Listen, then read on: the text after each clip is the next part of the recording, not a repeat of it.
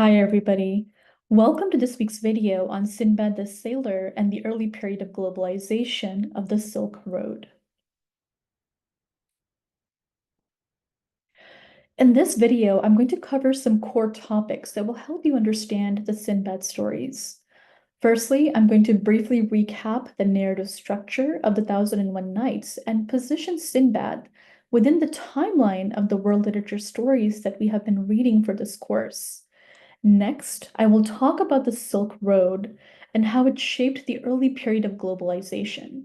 This is important to know as the Silk Road is the economic and cultural context for the Sinbad stories. Third, I'm going to cover the Arabic concept of Karam or generosity. Karam is probably the core cultural value that we find in the Sinbad stories. Finally, I will discuss Arabic poetry and its significance. My goal is to discuss these topics in a way that will lead to a better understanding of the political, economic, and cultural contexts for Sinbad the Sailor. As I discussed in one of my earlier videos, The Thousand and One Nights follows a story within story structure, resembling an Easter egg, where you open an egg only to find another one to be opened. The stories are multi-generic, containing a multiplicity of genres, which include full stories, fairy tales, poems, anecdotes, parables, jokes, and fables. The frame tale that literally frames all the stories of this famous collection is the story of Shahrazad and Shahriyar, the brave princess who sets out to reform the tyrannical king by telling him stories. The Sinbad stories are one of the Easter eggs within this main egg, that is, one of the stories told by Shahrazad to Shahriyar. Sinbad has its own frame tale, the story of how Sinbad the porter came to meet Sinbad the sailor and became his lifelong friend. Within this subframe tale, we get the stories of Sinbad the sailor relating his adventures to Sinbad the porter. Even within the tales of Sinbad's adventures, we get the stories that are told by characters to one another. This framework or format creates what literary critic Robert Irwin has called an ocean of stories, boundless, deep, and endlessly entertaining. The key word of the story within story format is variety, offering the reader a panoply of adventure, emotion, marvel, invention, creativity, and human experience. In the context of the stories that we have read thus far in our course, it's helpful to put the Thousand and One Nights in a timeline. We began our journey in the 8th century BCE when the Odyssey is first written down in ancient Greece. From the 4th century BCE to the 3rd century CE, the story of the Mahabharata evolves and is completed in classical India. From then on, it is from the 11th to 13th century CE that Alf Layla wa Layla, or the Thousand and One Nights, is finalized and written in Baghdad, the capital city of the Abbasid Empire. And while the Thousand and One Nights influenced Europe even in medieval history, it is in the 17th century when Antoine Galland translates the Nights into French that the Nights becomes a major force in European literature and cultures. As I've just mentioned, the Thousand and One Nights was finalized and written down in the Abbasid Empire, one of the most powerful and wealthy empires of the Middle East and the globe. The Abbasid Empire reigned from 750 CE to 1258 CE and was centered in the city of Baghdad, which was planned and designed by the Caliph al-Ma'mun.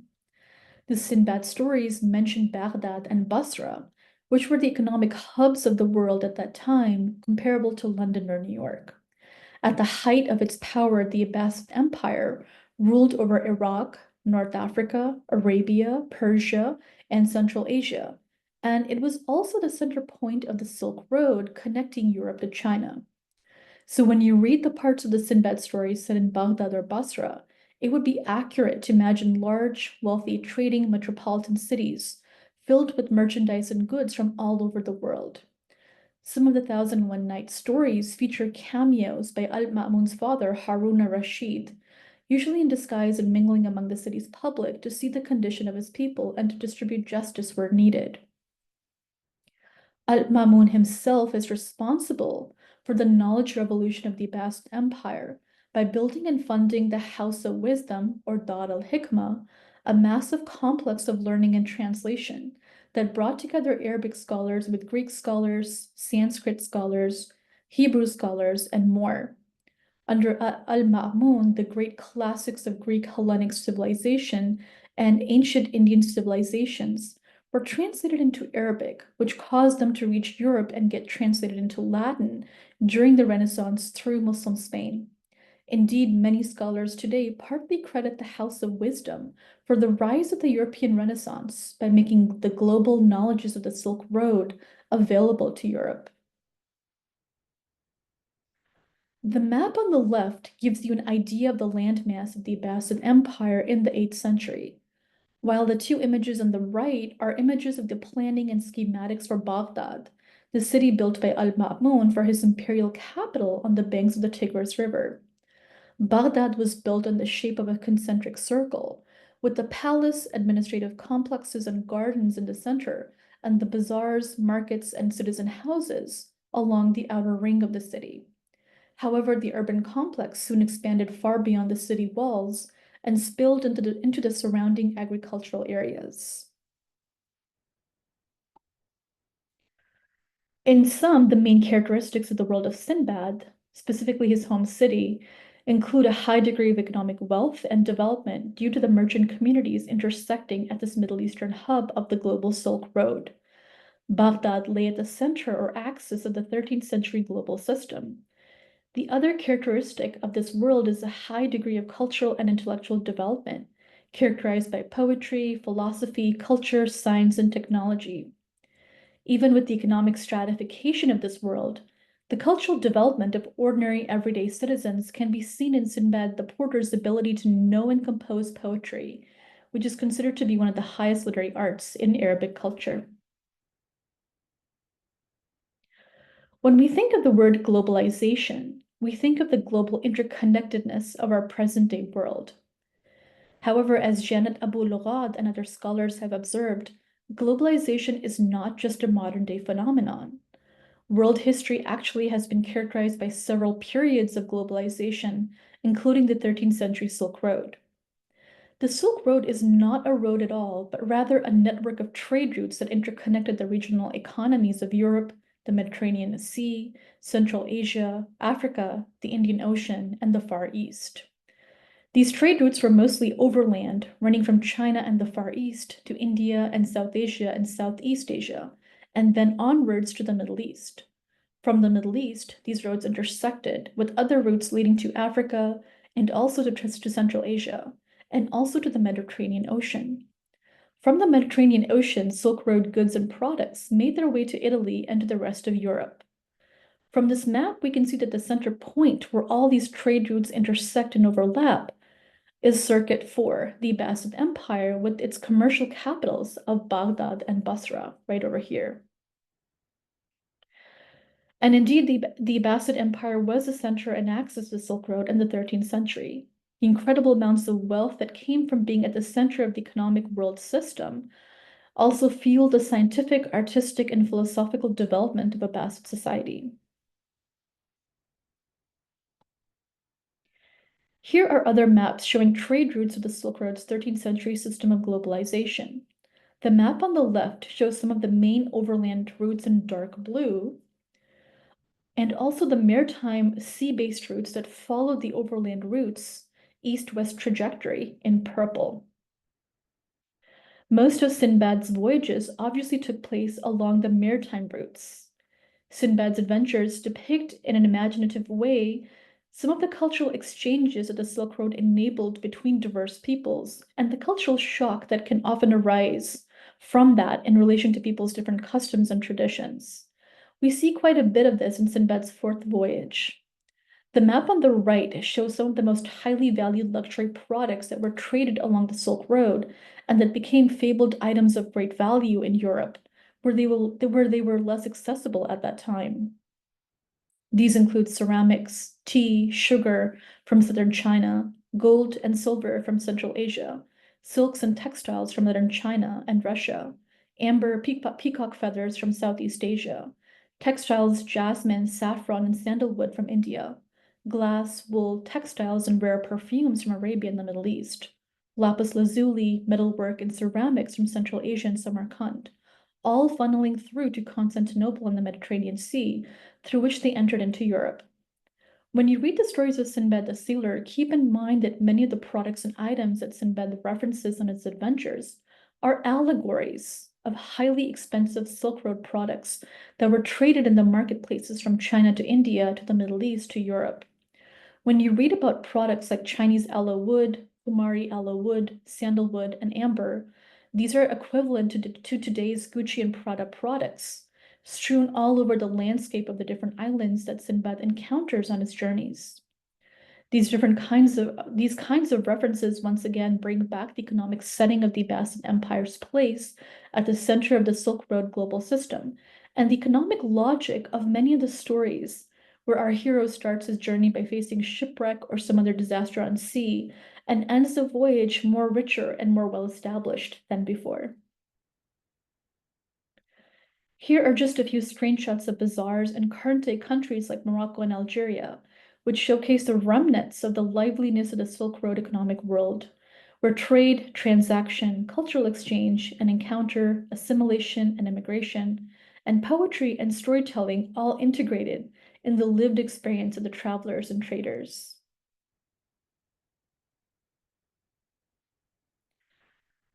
One of the key values of the Silk Road is the value of karam, which is an Arabic word that can be translated as generosity. However, while I'm using the word generosity to explain this particular cultural concept, it actually goes a bit deeper than that. Karam is a cultural and social value that we see practiced all along the Silk Road in the Sinbad stories. In Sinbad's adventures, we see over and over again that the stranger or foreigner or shipwrecked person is not just given hospitality, but also given wealth and high social status, in addition to recognition and a position fitting their unique skills. This shows an ethic of care, but also allows the host society to benefit from what the stranger brings to the table. So, karam is not just generosity, though it does mean that.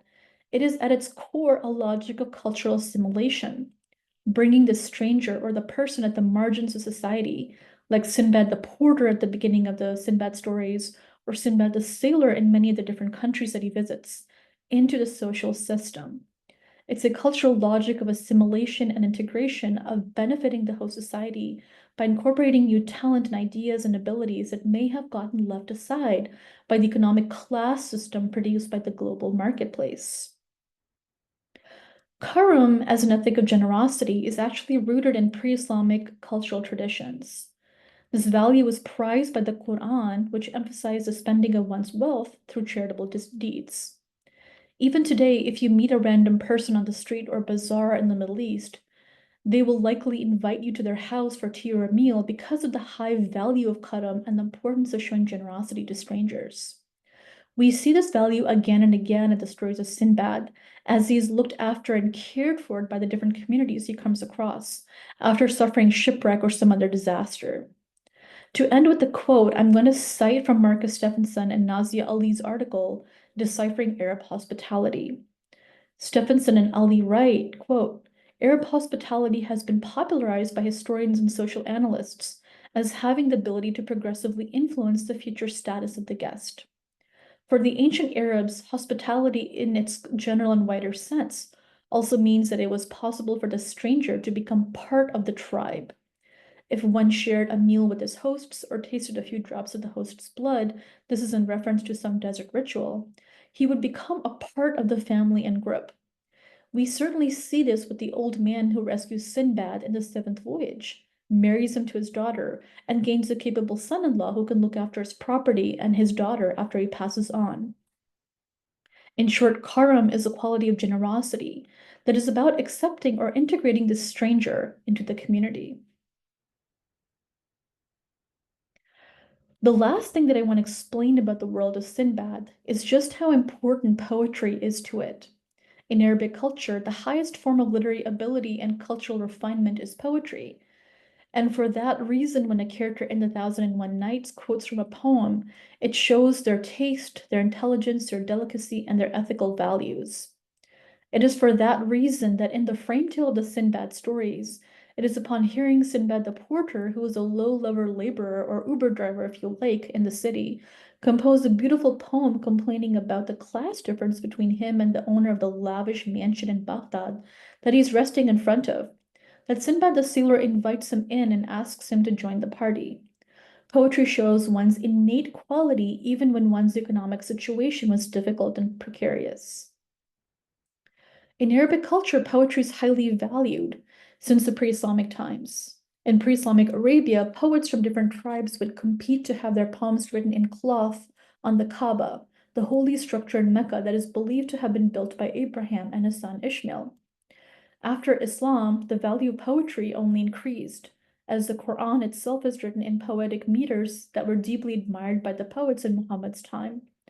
So, in essence, the knowledge of and ability to compose poetry in the Thousand and One Nights and other classical Arabic stories denoted somebody who was educated, literate, cultivated, and generally high quality. Poetry is something that both men and women participated in.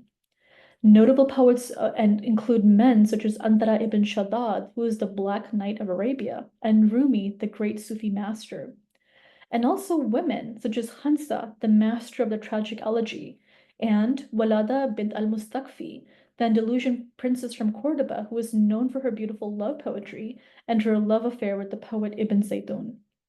I hope this is helpful and see you next time.